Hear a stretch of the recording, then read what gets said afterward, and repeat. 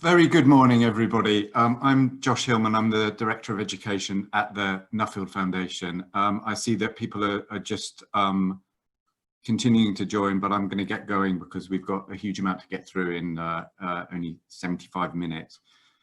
You have successfully signed into a participative webinar on the impact of lockdown on learning and how educational disadvantage might best be tackled in the next stage of the COVID-19 pandemic.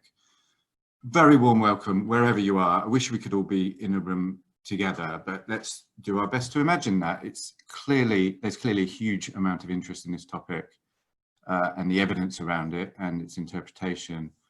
And despite the very short notice, we've had, I think, nearly 300 people signing up for this, and it's still growing. So just so you know who you all are, we have people from organisations working with the teaching profession, school leaders, people from government departments and agencies in all 4 nations of the UK, researchers and research funders, and also interested parents in these categories and others. We're also reaching internationally and even have someone in New Zealand sitting in her pyjamas, I'm sure. Because of the reach into new audiences, just in case anyone's unfamiliar with our work, we're an independent charitable foundation. We fund research, development and analysis in 3 domains: education, welfare and justice, and importantly the interfaces between them. And we also host various in-house bodies that study bioethics, data ethics and AI, family justice and early childhood. Now, back in early March, as the full horror of COVID-19 was starting to dawn, our CEO, Tim Gardam, wrote a blog that was a bit of a call to arms for the social science research community. And we swiftly felt we ought to put some of our money where his mouth was. Now, if I'm honest, as we were packing up our desks to move to remote working for an uncertain period, the immediate concern was how the hell to deal with business as usual. And we needed a new grant program like a hole in the head. But a number of things were already clear and indeed became clearer as I want to briefly reflect on this morning, that suggested that a hole in the head was absolutely the way to go. So following an applications call, we've ended up funding a portfolio of projects that are conducting or have been conducting research in real time with the spread of the virus, capturing people's experiences of the social, cultural, economic and developmental effects of the pandemic, but in many cases also establishing the opportunity for follow-on projects looking at the longer term impact. I should also mention that some of our existing projects also adapted their research plans to address these issues. And a more practical note, 2 of our flagship programs have really come into their own now. The Nuffield Early Language Intervention, which is a program for children in their first year of primary school, and which we've built the evidence base for over many years, has now been taken up by the Department for Education, working through the Education Endowment Foundation as a core part of their post-COVID-19 catch-up package for schools serving disadvantaged pupils. And then at the other end of the age range, under the banner of our Nuffield Research Placement Programme, we've supported over 850 disadvantaged Year 12 students across the UK to undertake online research projects supervised by academics and researchers in universities, research institutes and industry over their summer holidays. I want to suggest that there are 3 prisms through which we might view the wider body of work across our domains, but I want to exemplify these in terms of the topics that we'll be talking about this morning. The first is that the national response to the pandemic has amplified issues or accelerated trends, both overall and in terms of some of the differential effects as you slice the population across various dimensions. And in turn, shining the bright light of research on all of this has provided deep insights relevant not just for lockdown scenarios, but also for when normal circumstances eventually return to, and of course, everything in between those 2 extreme poles. So for example, the powerful role that parents and parental expectations play in children's learning, the way that factors outside of the school gate don't just influence educational experience, but also compound each other. Families in poverty, facing food insecurity, stressed by job losses, with poor mental or physical health, including now the differential spread of COVID-19. The challenges for teachers at the best of times in meeting the huge diversity of needs amongst their pupils, but also how about when those pupils are distributed? Some completely out of touch, others in school expecting face-to-face teaching when many of their fellow pupils were at home. The tendency for achievement gaps between advantaged and disadvantaged pupils to widen in the absence of targeted and intensive intervention, and the differences between the public and private sectors of the schooling system. The second prism is that the pandemic can be seen as an inflection point for future education policy and provision. In the school sector, the lockdown response felt like a huge experiment, with technology supposedly at the centre to turn millions of homes into mini satellite schools. And schools and teachers did an amazing job in the circumstances, but the school system was clearly ill-equipped compared to many other sectors. And it was a real wake-up call in terms of the use of technology in education. Another inflection point is that teachers have needed to understand their pupils' domestic environment to a far greater extent than they could have conceived of. The research you'll hear about shows stark variations, not just in the engagement and quantity of learning activity of pupils, but also in their study space and their technology, and schools have very limited means of mitigating this. The third prism relates to the robustness of evidence informing policymakers and professionals and the general public. We recognise that authoritative, rigorous and representative research using high quality data was going to be at a premium during often panicked circumstances, rife with anecdote, judgments and pontification based on samples of 1 or 2 pupils in 1 or 2 schools, guilty as charged in lockdown week 1. This is the context for the 2 Nuffield funded projects being discussed this morning. Each had 2 survey waves, early and late in the summer term, and both have had an enormous amount of attention and influence already. The Institute for Fiscal Studies explored the impact of COVID-19 on children and family time use during lockdown, and eventually they'll be looking at the impact on education outcomes. The National Foundation for Educational Research explored the responses of schools and the impact on pupils and teachers. Now, the format for this morning, we're going to have 2 presentations, quite relatively short, summarising the findings and implications of those projects. And then after that, I'll be bringing in our 3 excellent panellists for a discussion of some of the key questions that are raised by these presentations. And in discussion, I'm going to skew the discussion, but not limit it to a couple of big themes. And at that point, I'll be inviting questions and comments from all of the rest of you who are participating. Unfortunately, in written form only because of the numbers, but please would you save those till after the presentations. So first up is Angela Donkin. She's the Chief Social Scientist at NFER, and she was actually previously Deputy Director of the Institute of Health Equity and has also held senior positions in the Cabinet Office and the Department for Work and Pensions. So good read across to some of those non-educational factors that I mentioned. Over to you, Angela. Thank you very much, Josh. So good morning, everybody. I'm going to share my screen now, so just bear with me while I do that.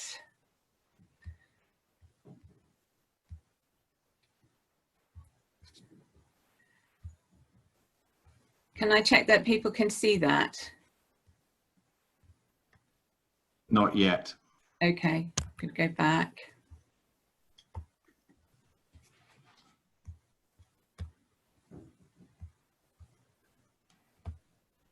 There we go. Yeah, okay. And I'm just going to make this a little larger. Okay, so I'm going to focus specifically today really on the results from the 2 surveys that we undertook, and specifically how they can shed light on optimal learning now and the need for catch-up. So just moving on. This is just a slide which I don't normally include, but it's just to reflect the huge numbers of people that we had to involve in this study. So it's by no means much to do with just one individual, but because of the speed, we drew in many people to help us, and we thank them all. Just to give you a brief background, we conducted the research in May and July. These are weighted samples of around 3,000 school leaders and teachers, covering 2,100 mainstream primary and secondary schools in each survey, so not independent schools. And the focus of each survey was slightly different, so because the context was different. So in May, everybody was in lockdown, and we were looking at the levels of engagement with remote learning, how that remote learning was being delivered. And we managed to, through analysis, tease out how we could maybe increase that engagement, what was associated with better engagement and worse engagement. We also looked at the availability of teachers and their well-being and the palatability of options for reopening. I'm not going to dwell too much on the teacher availability, but just to say before I start that, of course, schools closed largely because there weren't enough teachers. If you take yourself back to that time period, the rhetoric was, we're going to keep the schools open. So I'm very pleased to see that tests are going to be made available to teachers, because I think that's going to be a pinch point. The second survey was run when schools were reopened to some year groups, but at the same time there was remote learning going on as well. So my first set of results, I'm going to focus on what our findings shed light on with regards to blended learning. Now, just to say a little bit about blended learning, I mean, this is part of the seminar today, and one of the discussion questions was around, you know, when there is another lockdown or a partial lockdown, how can we both cope with teaching in the classroom and best deliver remote learning? And I just want to say that this is with us now. To give a personal example, I have 2 daughters, and my eldest daughter is currently receiving face-to-face teaching on 2 of her A-level subjects, and is coming home and receiving online teaching for her other A-level subject because her teacher is self-isolating. And my other daughter is in a school where teachers are actually zooming into lessons where the children are still there. So I just think it's important to realise that this blended learning is here right now, and there is a need to make sure that we're doing the best we can. So one of the key things is to get that balance right then between classroom teaching and remote learning. But what we found in June, July was that schools struggled to provide both at the same time, and disproportionately they were focusing on in-school. So for instance, in primaries, half of the children were remote learning, but only 6% of senior leaders said that their staffing was focused on remote learning provision. And in secondaries, more of the pupils were remote learning, but still the minority of focus was going on remote learning provision. So I think that we just need to be very aware of making sure that there is that balance of focus on each side. And then there's the issue of actually when you're in school. And I don't think many people have really reported on this as yet, but we found that 3/4 of teachers said that they weren't able to teach to their usual standard. So this is teaching to those year groups who were in July.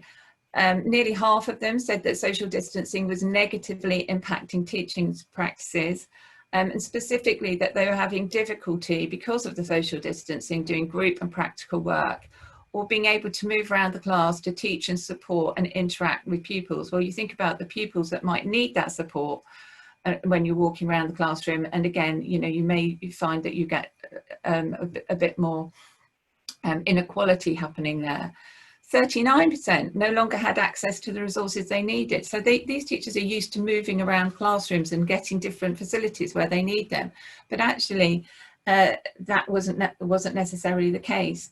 And I think that what this shows is that, you know, there is some assumption that maybe things are back to normal now and great, we can get going and then we can have catch up on top. And I just don't think that you can necessarily assume that teachers will be able to teach at the same pace or cover everything at the same pace as they did before. We don't know that, but I just think it's worth bearing in mind. Let's look at the remote learning. So these figures were actually from May, when remote learning was, you know, across the board. And this slide just illustrates that in those areas with the highest proportion of preschool meal pupils, that they had significantly lower engagement in remote learning activities compared to the more advantaged. There's a slight difference between what school leaders and teachers said in terms of engagement. I mean, we also looked at the extent to which children were sending back work, and that was much lower, with an average of 42% sending back pieces of work that had been set. I haven't shown the figures, but just to say that engagement had waned further by July, maybe reflecting the fact that distance learning wasn't being prioritised, but maybe some of the other practices that were going on. And I just want to also highlight some specific groups for which learning was, distance learning was, their engagement with distance learning was worse. And that obviously you can imagine SEND children, vulnerable children, and also young carers. And much of this was driven as well by a lack of IT provision. So what can we say about improving things? So, well, we did do some research and analysis, and we found that actually the pupil engagement in remote learning was higher if there was sufficient IT capacity. Well, no surprise there. If schools were using a virtual learning environment to communicate what work needed to be done with pupils and parents, so that might be something like Show My Homework or Google Classroom. If they were delivering through online conversations with pupils, so this kind of format with Zoom, where there's some interaction, setting activities that involve consolidating previous learning or revising. I think there was maybe a lack of focus on covering content. If teachers received good support from their schools, and again, this interaction of telephone and video calls was important. Engagement with remote learning negatively associated with disadvantage, and if the school website was used to set work. Also, teachers who were younger struggled a little bit more. So that gives you some idea about some pointers that might improve remote learning moving forward if schools start to listen to some of those factors. I'm now going to talk about learning recovery and catch up. So in our last survey, we looked at how far back behind pupils were in terms of their curriculum learning compared to normal expectations. So what we found was that on average, teachers felt that children were 3 months behind. Now you can see with that graph, there is a bit of variation. So, you know, some schools managed to do better than others. But that kind of 3 months behind correlates with another statistic, which I think is actually quite informative that by July teachers had on average covered only 2/3 of the usual curriculum. So I mentioned variation, and I'm just going to say a little bit more about that. So 4/5 of teachers saw no gender difference, but 1/5 reported that boys were further behind than girls. So there's something to watch out there. Half of teachers in the most deprived schools said pupils were 4 months behind or more, compared to just 15% of teachers in the least deprived schools. So again, clearly we need to focus our resources on more deprived schools. And on average, teachers estimated that the difference in the amount of curriculum learned between disadvantaged pupils and their peers had increased by around 1/2 compared to this time last year. So we were going into a context where everybody was expecting and thinking that that disadvantage gap might be increasing. And this research suggests that it indeed has. So a further question was around, well, okay, so how many pupils do you think need intensive catch-up? And this demonstrates something similar. 98% of pupils are behind, 44% needing intensive catch-up, with more needing intensive catch-up in the most deprived areas. And I mean, just to say something on catch-up, we also asked about schools' intention to use some of those funds. And in July, 3 in 5 leaders weren't sure they would use a national tutoring programme for catch-up, because they had concerns, for instance, about using tutors who were unfamiliar to their pupils. So there's some work for Eve and others to do there. So what needs to happen? So I think that we need to consider whether or not that 1 billion funding for catch-up is sufficient. It's based, I think, on 27% of disadvantage, but what we're seeing is 44% needing catch-up. So a big number, but is it enough? I think that we need to think about the additional funding needed for schools to deliver now in new COVID safe environments. We did ask about resources because it was mentioned in May, and we followed up with more detailed questions in July. In general, primary schools wanted 20% more, secondaries wanted 10% more, to reflect that extra burden of just delivering now, let alone with catch up on top. Schools obviously need to identify strategies for learning recovery for everybody, and those pupils who need intensive catch-up support. I'd say that given our evidence, schools need to use a virtual learning environment, use interactive teaching methods. I think there's something about sorting out the safeguarding issues there, because I think that was one of the reasons they weren't doing it. And I just think that needs to be sorted out quickly. Feedback to students to improve their engagement. Feedback levels were incredibly low, so it's not surprising that children got a little bit turned off where they did.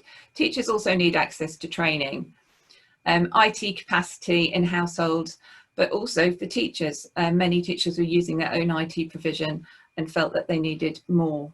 And there's something more about teachers needing to adjust classroom practice to be effective, and think through the different strategies to keep children engaged while maintaining social distancing. So there's just some highlights from me.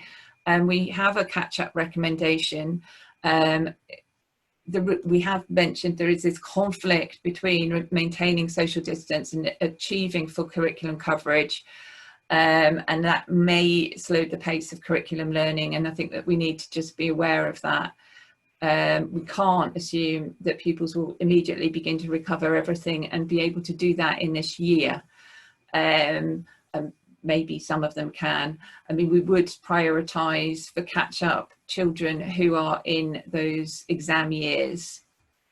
And obviously there's some work to be done to assure senior leaders of the quality of catch-up provision. And this slide just gives you some of their concerns and answers with regards to why they may not use national tutoring programme. And as you can see, at that time, 70% were concerned to a great extent about using tutors not familiar to pupils. The other thing is that actually the tutoring programme, they get 75% of the cost, but they have to find the other 25%. And with budgets already stretched, that's an issue. And you can, I won't read the rest of them out, but clearly there are some things that need to be done to reassure teachers and leaders. And that's it from me. Thank you.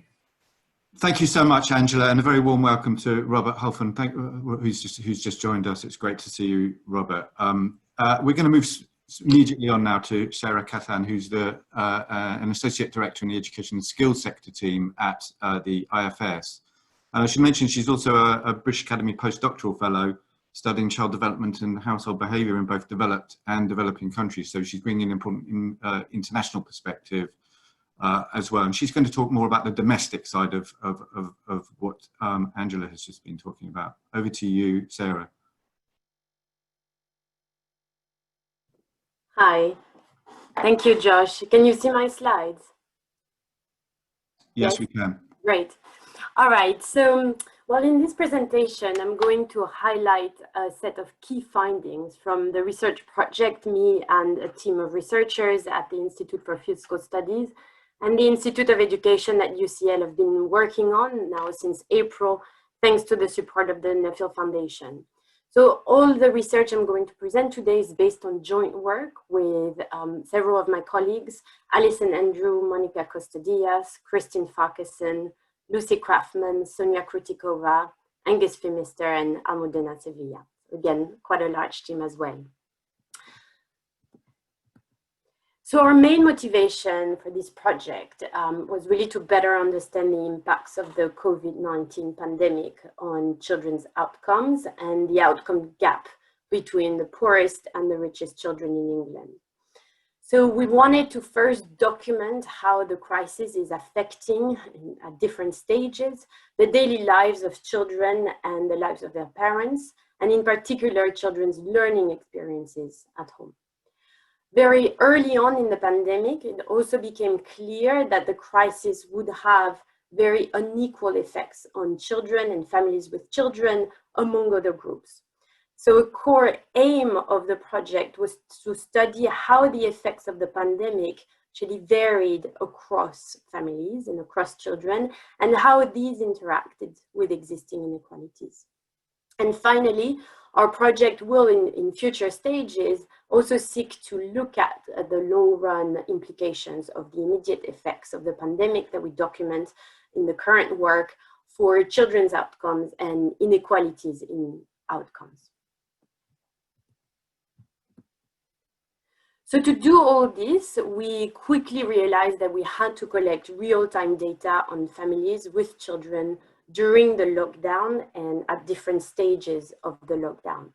So back in April, we designed and ran a first online survey of on a random sample of about 5,500 parents living in England with at least one child between the age of 4 and 15. So most of our sample answered the questionnaire in the first 2 weeks of May. So that's about a month and a half after school closures and when all schools were still closed for most children. We then followed up these families at the end of June and through July. And we managed to follow up with about 1,300 of these families. So given the goals of the project, we collected information on the time use of the children and the parent or parents in the household on a weekday, as well as more specific information about children's learning experiences and the learning environment, and the family's economic circumstances, both prior to the crisis and also at the time of the survey. Worth noting, we also created weights based on the labor force survey to re-weight the sample to make it as representative as possible of the population in England. So in this presentation, I'm mostly going to be talking about the results based on the first survey. We started analyzing the second survey, and I can perhaps bring some of this evidence later in the discussion.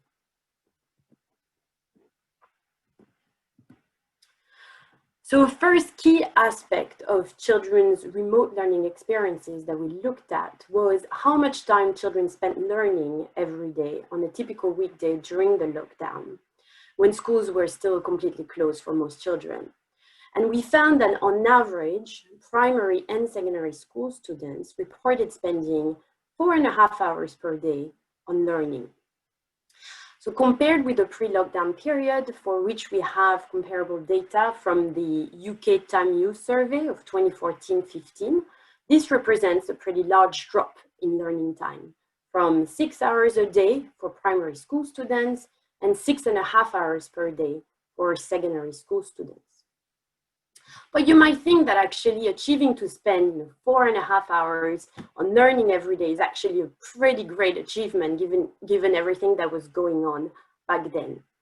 But a closer look at the data shows that there's considerable variation across children in how much time they spent learning every day.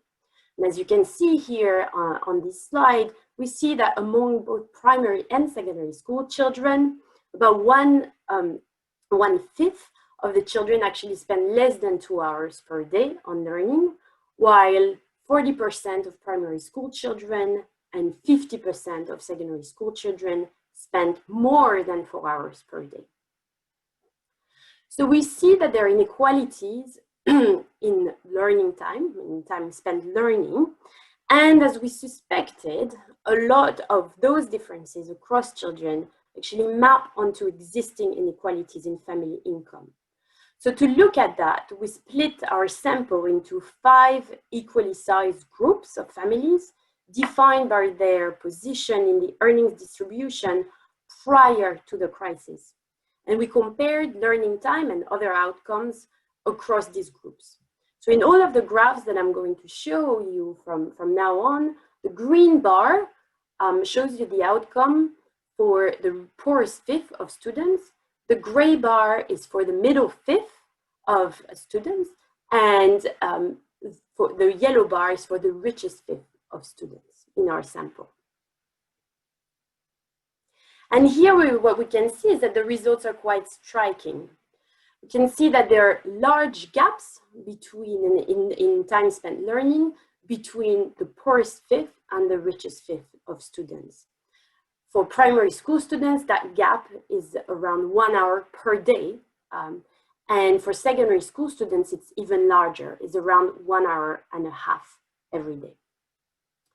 So obviously what will matter for how the pandemic affects children's outcomes and especially schooling outcomes, it will not only depend on the amount of time that is spent learning, but also on the quality of that learning. And that will depend on a number of factors, including the activities that they spend during that time, as well as the environment in which this studying is done, and the support that they receive, either from their schools or from their parents, in that process. So we try to get a sense of that by first looking at the time spent on different activities related to learning. And first, we look at time spent on online classes. This is important because you can think that online classes are maybe the closest substitute to the sort of regular class structure they would have experienced otherwise. And here we see pretty large gaps in time spent on online classes between the poorest fifth and the richest fifth. This gap is around 1.5 hours for primary school students every day and close to 2 hours per day for secondary school students. But these gaps also extend to other activities, for example, time with a private tutor. Perhaps the only exception is the time spent on other educational activities which are not necessarily related to schoolwork among primary school students. So you might think that one reason why the richest students spent more time on online classes is because they were more likely to be provided with online classes by their schools during the lockdown, at least back in May. So in our survey, we actually asked parents to tell us about all the resources that their children were receiving from their schools. We classified those resources into 2 groups. interactive resources on the one hand, which includes online classes, video conferencing, online chatting, and non-interactive resources on the other hand. And this includes emails with information, online learning platforms, and home learning packs. We look at how those resources differ across, again, children coming from different socioeconomic backgrounds. And the most striking finding here is that the richest fifth of students were almost 20 percentage points more likely to be offered interactive resources than the poorest fifth of students. And so to the extent that these resources are more conducive or effective at supporting children's learning, these differences could very much matter for how the pandemic will eventually affect inequalities in children's outcomes. Lastly, how much and how well children will have learned during the lockdown is also likely to depend on the type of learning environment that their families can provide at home. So we also asked parents about this in our survey. And once again, we found pretty important differences in important aspects of the learning environment between the richest and the poorest students, perhaps most notably around access to a computer or tablet to do schoolwork.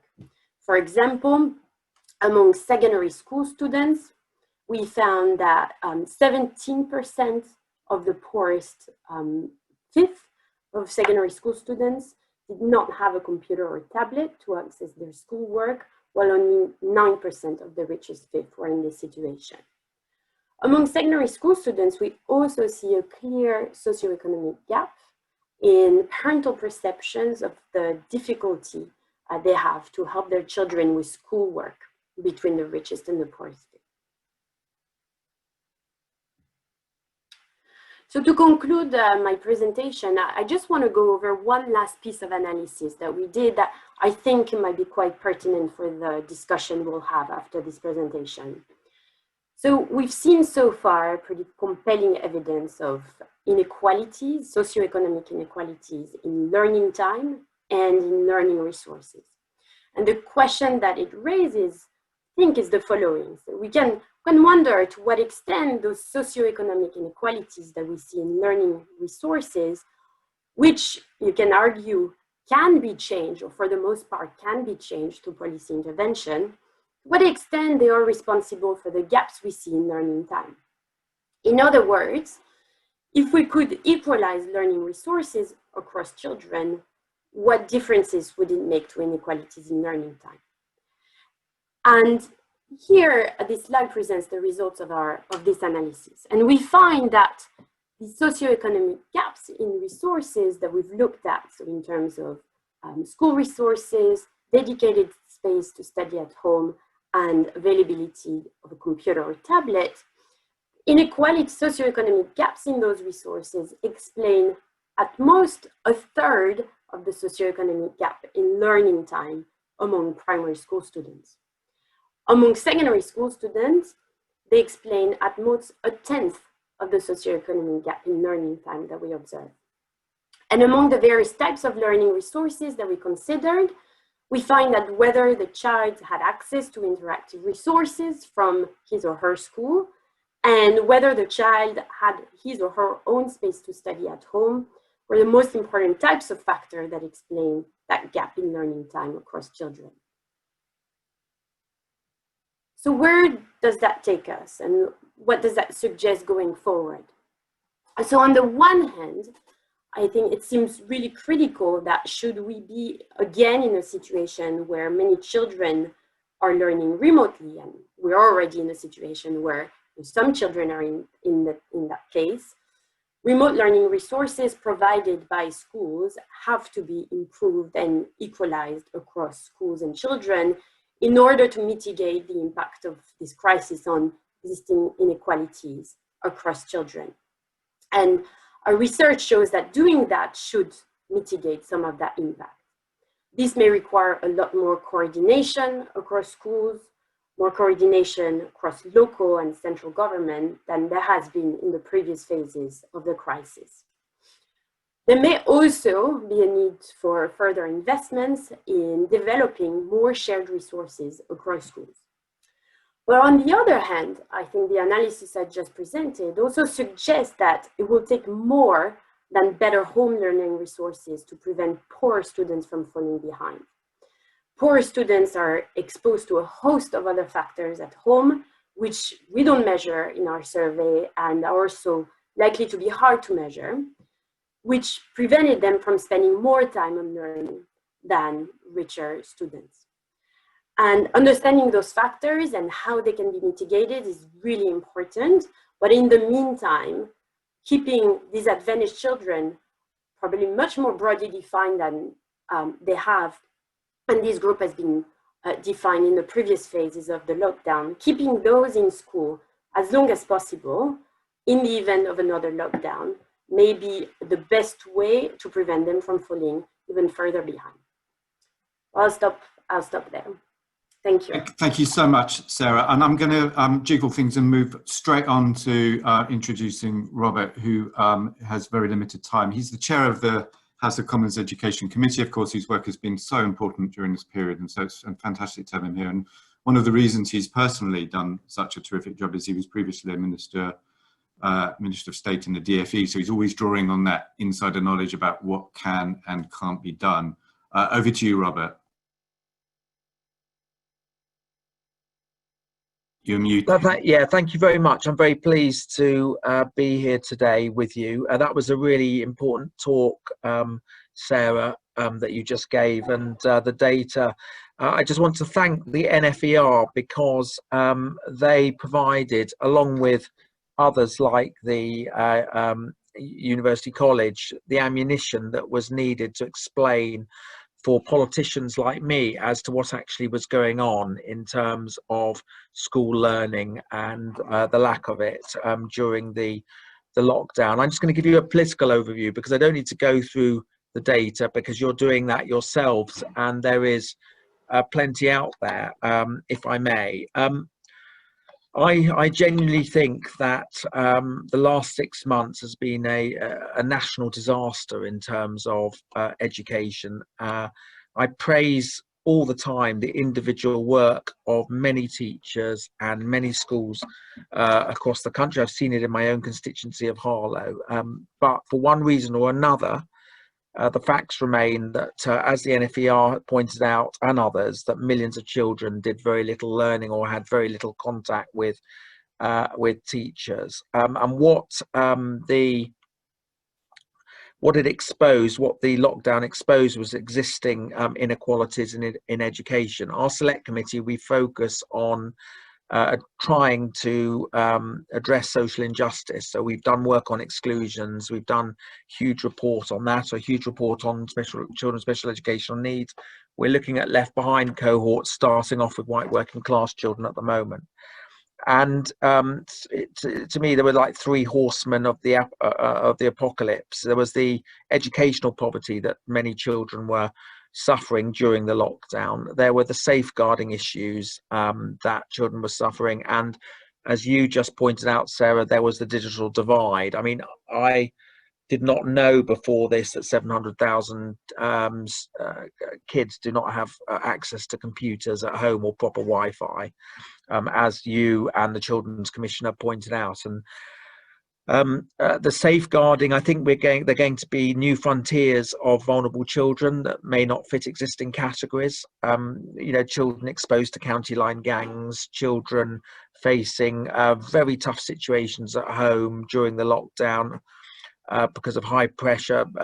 Families may have lost their jobs. There may have been domestic abuse. They may be exposed to online harms on the computers if they weren't being supervised. So you've got the safeguarding, you've got the digital divide, and you have the educational poverty. And so, to me, the exams controversy was not by far the least worst, although terrible, the least worst thing that happened over the past 6 months. It was like a kind of negative version of the icing on the cake, if you see what I mean. And I think there should have been much more focus on what was going on. There should have been guidance from day one from the government about what they expected children to be doing during the lockdown and how much learning there should have been. There should have been a more proactive role from Ofsted. I'm not talking about inspections. I don't favour inspections at this time at all, but I think that the government and Ofsted should have worked together, so that Ofsted could have taken on the role of as a candid friend of schools, working with them on safeguarding issues, working with them where kids don't have computers. I think that would have made a huge difference. Not all the unions, I'm a trade union member, but some of the unions were very wary about too much online learning. From what I've seen, I think that was wrong as well, because I don't quite understand why it is that in an area there would be one school providing regular online lessons, managing to get computers to the kids who didn't have them, and a school not very far away who was doing very little in comparison.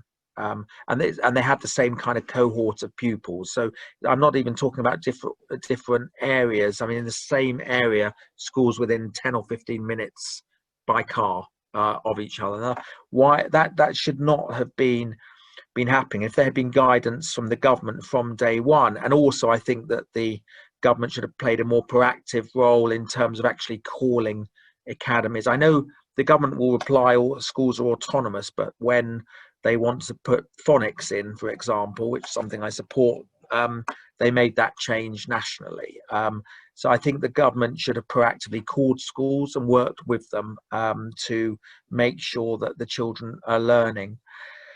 Now, why is all that important? Because we know, I mean, it's on the front page of The Guardian and other papers today that a significant number of schools, growing number of schools, are having semi-lockdowns, partial lockdowns or full lockdowns. If kids are going to be sent home because there aren't enough testing kits for one reason or another, what are these kids going to be doing again? Or are they going to face another few weeks or months of not learning? The Prime Minister said we're likely to have another 6 months of restrictions. If schools close because of COVID, we have to keep the children learning. Now, on the plus side, I lobbied very hard for it. The catch-up premium is potentially very exciting. I wish that it had been more focused on disadvantaged areas and disadvantaged pupils, but it's £1 billion which we didn't have a few weeks ago, you know, they're saying you don't look a gift horse in the mouth. I think this is very important that it works, because there needs to be a lot of assessment, and you guys no doubt will be studying whether it's working, because it is crucial. Because if it does work, I am absolutely convinced that the government will continue it, that we may have some kind of catch-up tuition mentoring program. And by the way, it isn't just academic tuition that these kids need, it's also mental health support, well-being support. And I think that the government needs to take a bird's eye view and and I've argued for this, an assessment of every pupil, working with schools over the next few weeks, seeing how much learning they've lost, and how much mental health support is needed, well-being support, and then literally fund the required mental health professionals, the well-being professionals, charities like Places to Be, alongside the tutoring organisations, to help these kids catch up and make sure that they haven't suffered in other ways because of the lockdown. Also, unless the government does that, we won't know whether or not exams can go ahead on time, or if they're going to be delayed, how delayed they are, how much of the syllabus needs to be pared back. There's key stages as well that need to be looked at. You know, are they going to be ready to do those? So there's a whole kind of domino effect all the way through the different years in the in the education system. But the 1 billion catch-up fund, if it's done properly, could be exciting because it could be the forerunner. And it links me to the pupil premium.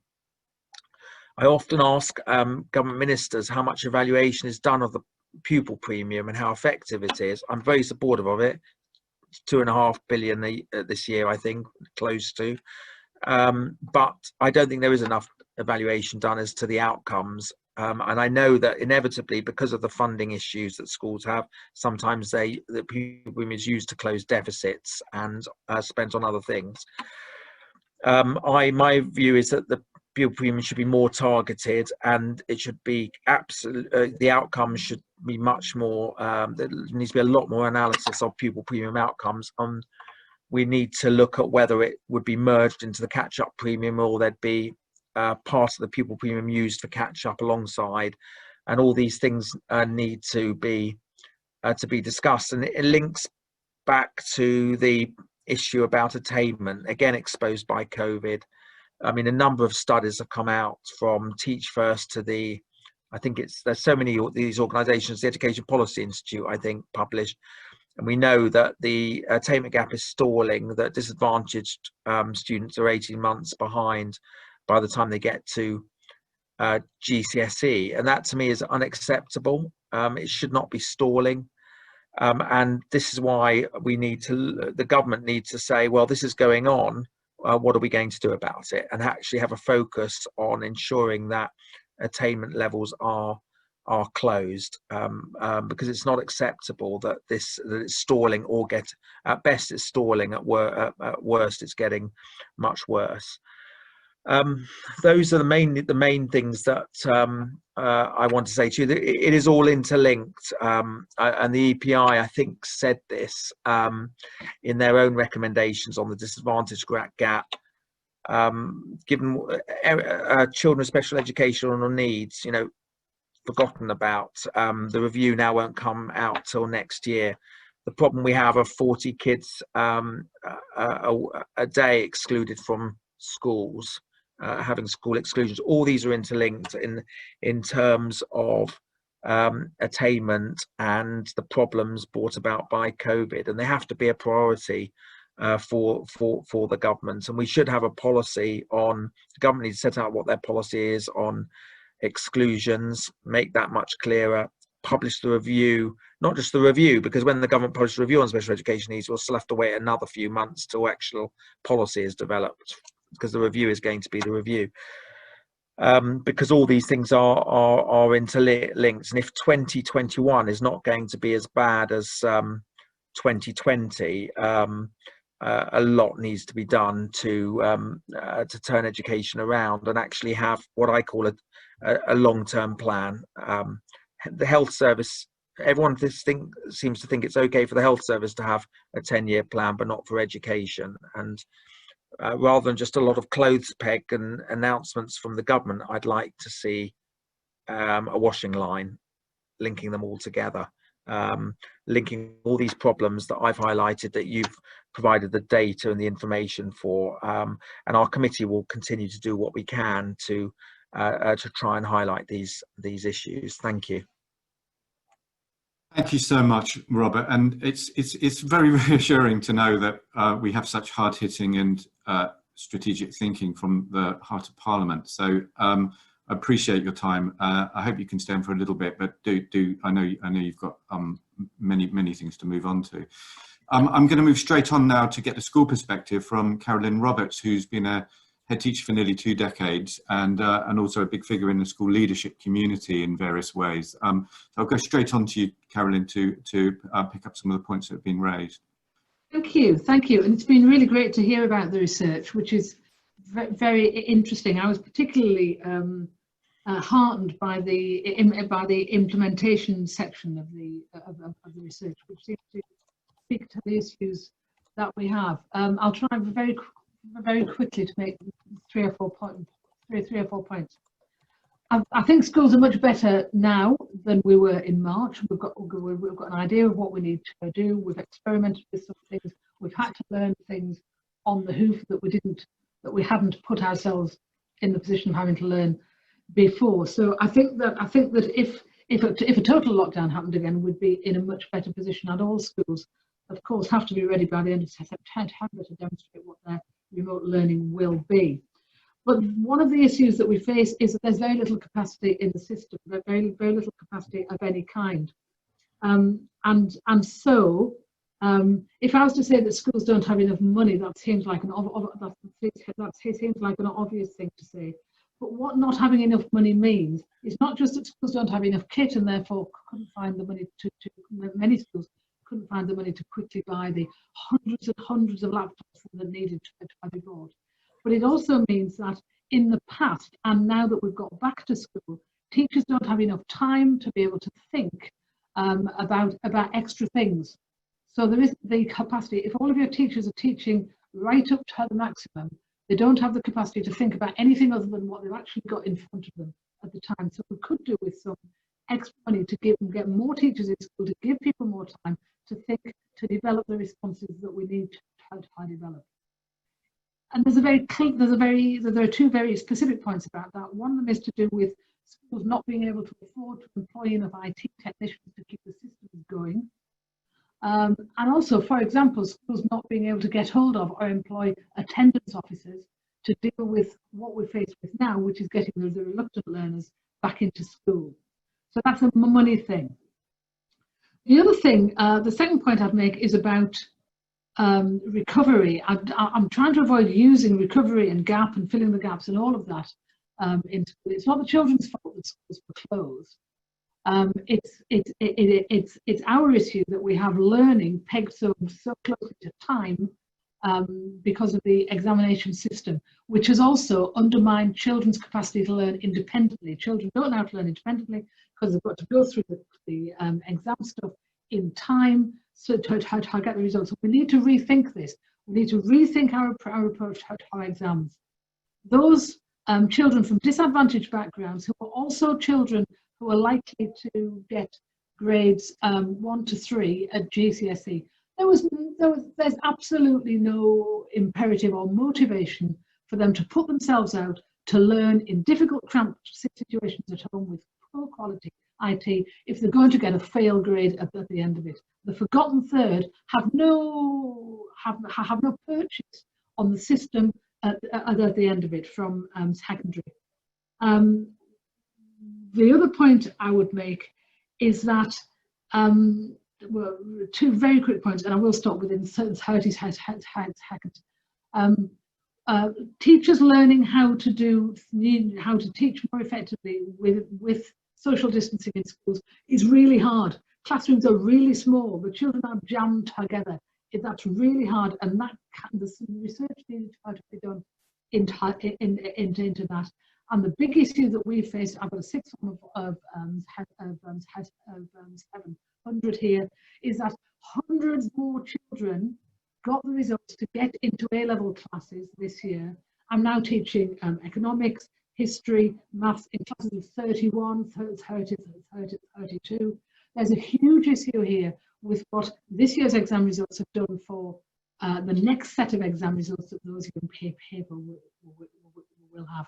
Schools are where children go to learn the values of society, where we look after them until they can take their place in society. We need to add some capacity to the system now in order for us to serve them as we find them now.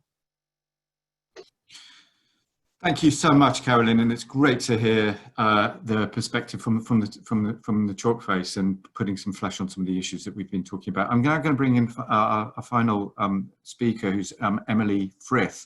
She's the head of policy and advocacy at the Children's Commissioner for England, which, like the Select Committee, has been absolutely central to some of the debates over the past 6 months. And she's also previously seen things from nearly the top as Special Advisor to the Deputy Prime Minister during the coalition government. So it would be good to get your reflections, Emily.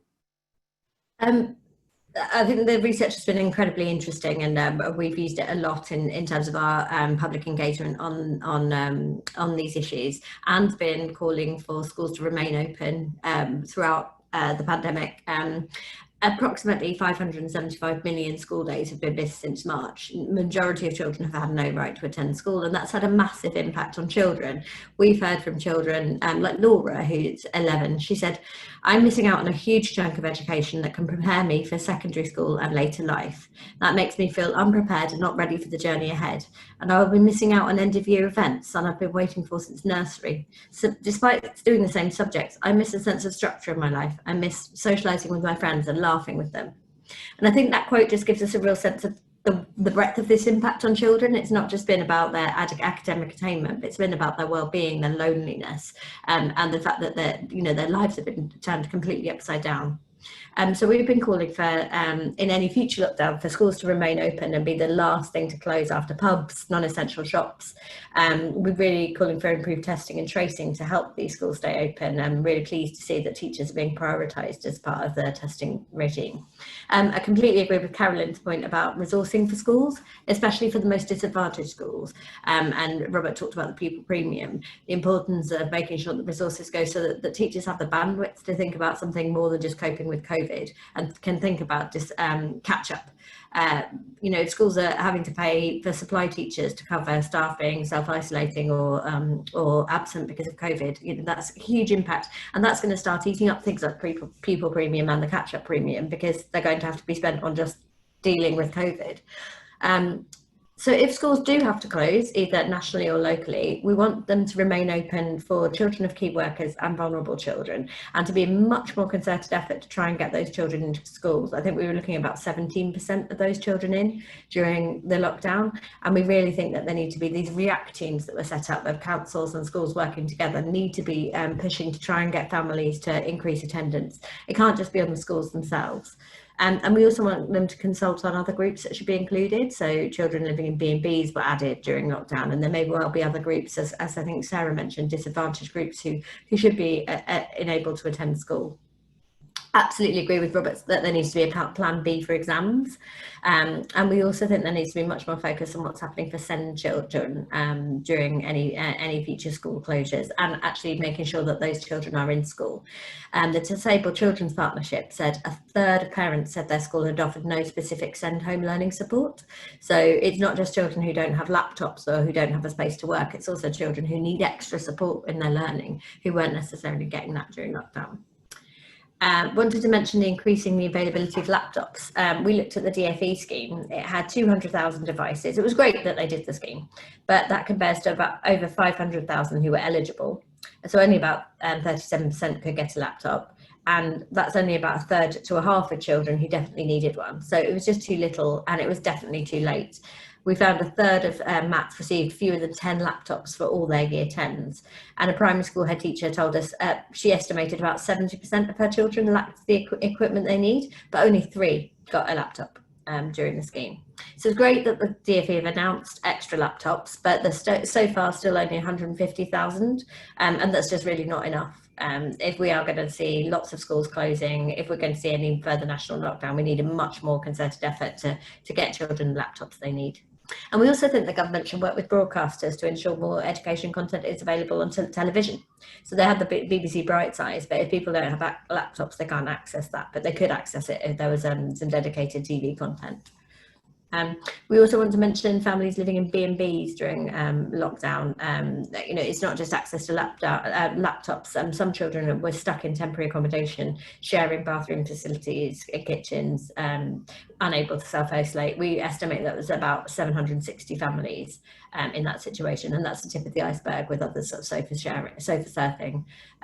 So that we think there just needs to be a much more of a focus on kind of what's happening for vulnerable families, in the same way that there was for vulnerable adults.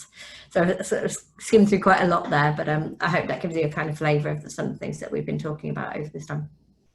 Thank you so much, Emily. You covered a huge amount of ground in a short period of time, just particularly on special educational needs and schools that are serving those children, but also both mainstream schools and dedicated schools. We've funded a separate project on that, led by Amy Skip. So we've provided some deeper insights into that very, very important sector that's been hugely neglected by commentators and policymakers, to be honest. I'm now going to sort of, I'm not famous for my multitasking skills, either at work or domestically. But I'm going to now try and handle some of the many questions that have come in. And there's a cluster of questions from Vicky Belt and Sarah James, asking a little bit more about what we mean by informal learning, and how parents define learning that's not just about the academic work, and how you manage to handle that within research. I'm going to point that one at Sarah Catton to begin with.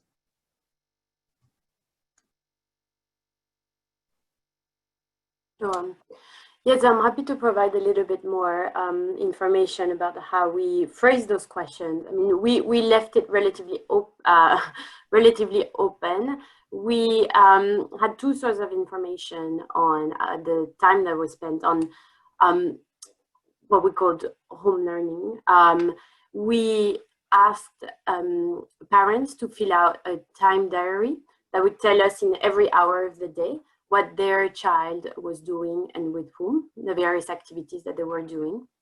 And we also asked more specific questions about the amount of time that their children were spending, on a typical weekday during the lockdown on those various learning activities that I mentioned. So online classes, doing any other schoolwork, time with a paid tutor. And lastly, we left the last category, as I know there's a question about that, the other educational activities, relatively open. That was a sort of residual category.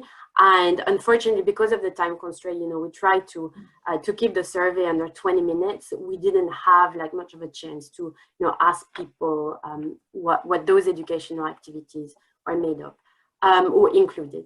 And so the figures that I presented in terms of total learning time is basically an addition of the time spent on those 4 different categories. That's very interesting. We also have a question from Wendy Forbes, who's asking about pupils' mental health and subjective well-being as a result of lockdown and the impact on outcomes. I'm going to ask Carolyn just to give a perspective on how she, as a head teacher, is handling that and what she takes from that in terms of recommendations for the wider system. Young people's mental health is a huge issue in the system, caused by poverty, caused by home circumstances, but also caused by the ridiculous and, as I've mentioned before, time-constrained pressures of the examination system, which makes young people feel that they can never satisfy the adults around them.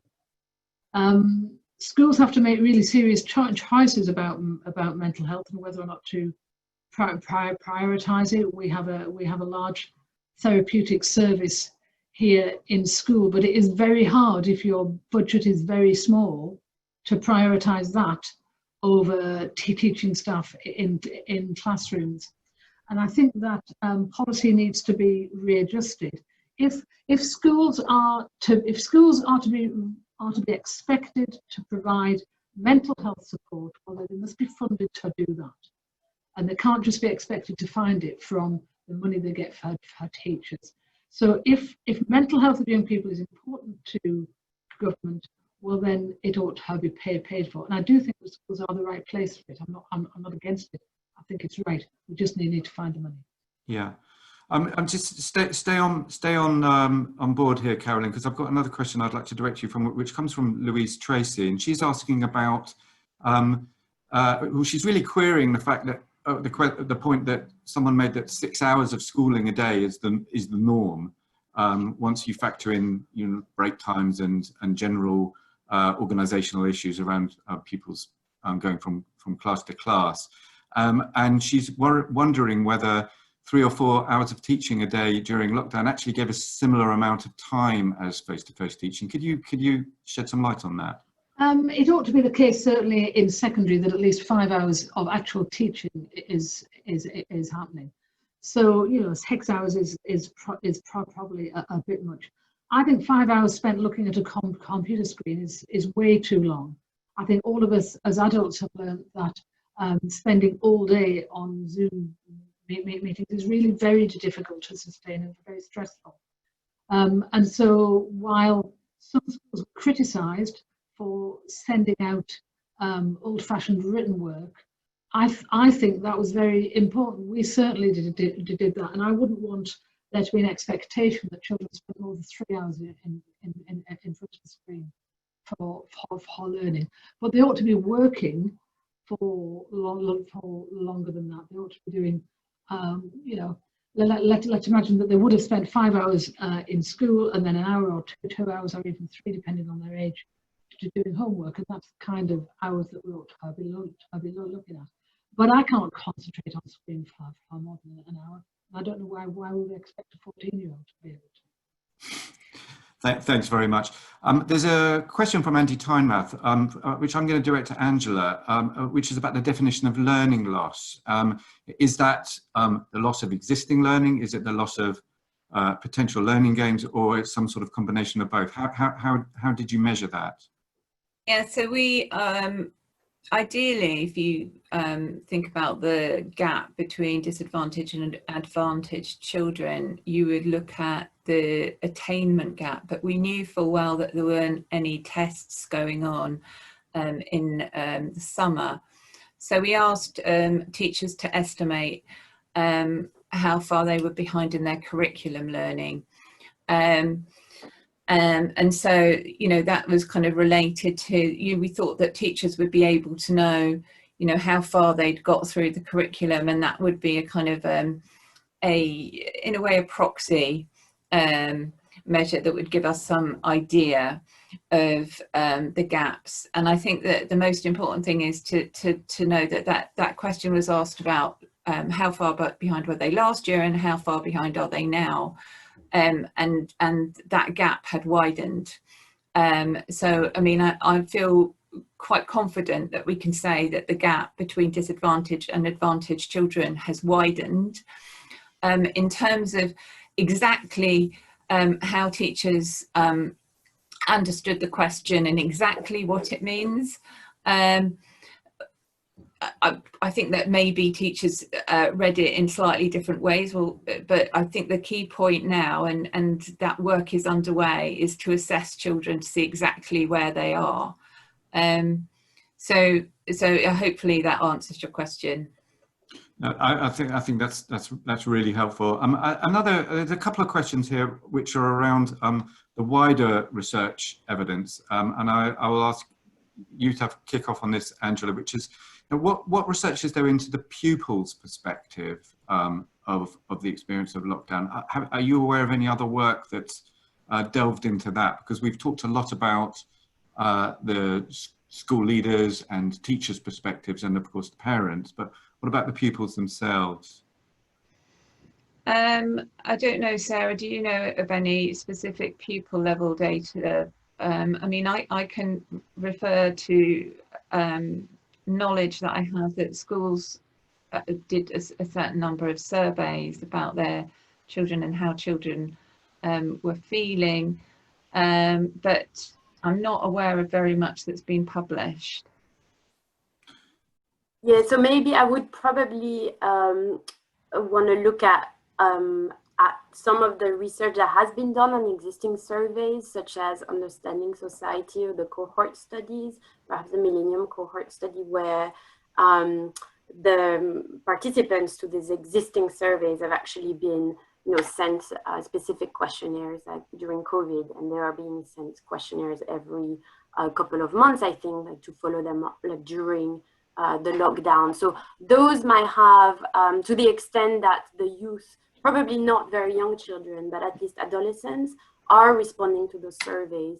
And those might have more information about the pupils' perceptions and experiences by themselves.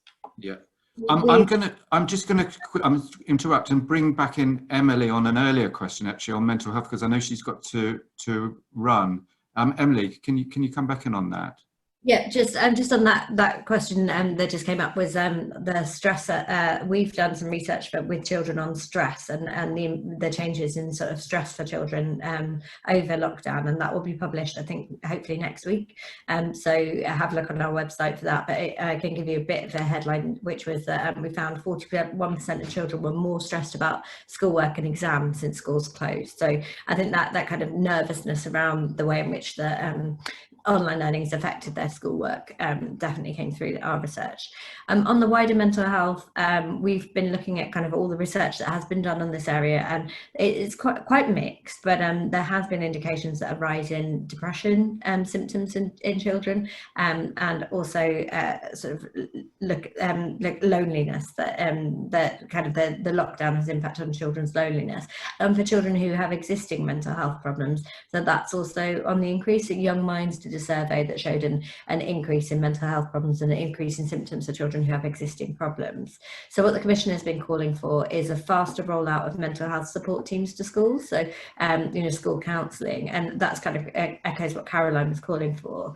The government have said that will go to a fourth to a fifth of all schools by 2023, and we want to see that happening for 100% of schools as quickly as possible as the workforce is available, and we think that can be done by around 2028. So we'd like to see counselling support in every school at that point, and hopefully the new spending review will announce extra funding for that. Thank you so much, Emily. I'm going to start to wrap this up. I've already overrun us, and just to say that there are some questions here that we will answer offline. There are questions about other research that we're doing. I think many of the points that have come up in discussion actually have been addressed by various other projects that we have been funding around the impact of COVID on education, including around spending, special needs, the differential response of the 4 nations of the UK, the impact on teachers and teaching supply, and so on. So we'll try to answer some of those separately. It's been a really fascinating discussion this morning. I think everyone's going to be taking their own insights from it as they return to their day jobs as teachers and leaders and researchers, and indeed parents. I guess from the point of view of Nuffield as a research funder, so many of the things we've talked about this morning were there before COVID-19 and will continue to be there long after the pandemic is over. But I think the central point that one of the central points that I've picked up is around technology and technology in the home, which has been a major difference between different types of family and technology in the home and how it has been used. And this has not just been a wake-up call for policymakers, as I suggested earlier, but it should be a wake-up call for the research community in thinking about how to inform that. Just remains for me to thank all of our speakers this morning. I'm sorry we didn't have as much time as we probably would have liked to explore some of these issues, but thank you to everyone also for sticking with us along the way. If you're interested in the ongoing work of the Foundation, and as I say, this is just a small snapshot of some of the work that we're doing just within education, please do sign up for our e-communications if you've not done so already, easily accessible via our website. And finally, let's just all wish the very best for the huge cohort of children and young people whose educational experience has been so affected by this pandemic. I thought Robert put that in very stark terms, and as I said, it's good to hear that that's the perspective that's coming from Parliament, but I think we would all share that. Goodbye, and hope the rest of your day or week goes well.